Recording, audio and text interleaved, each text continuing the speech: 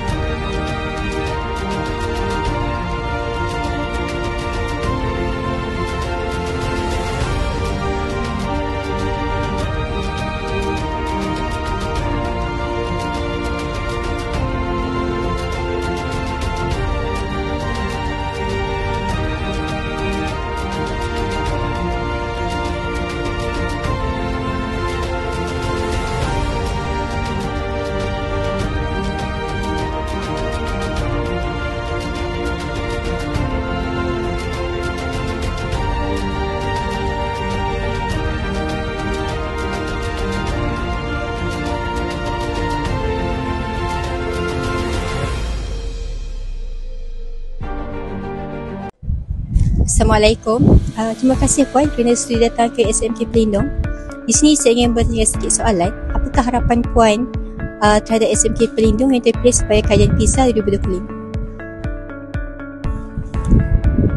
Ya, terima kasih ucapkan di atas peluang ini. Saya dijemput ke sini untuk saya memberikan sedikitlah pendedahan kepada kajian utama PISA ni. Dan saya sebenarnya mengucapkan tahniah kepada sekolah-sekolah Pelindung kerana terpilih. Bukan semua sekolah terpilih, kita ada beberapa sekolah yang terpilih, dan sebenarnya meskipun tak semua murid terlibat, tapi pelajar yang lain juga kita akan berikan peluang untuk sama-sama mengikuti soalan-soalan yang akan ditanya di peringkat antarabangsa.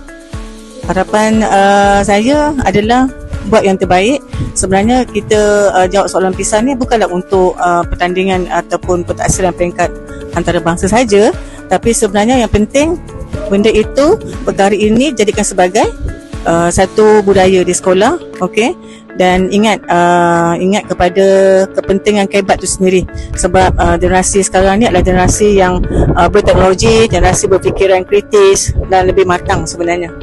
So cikgu ucapkan selamat berjaya. Okey, sekian, terima kasih.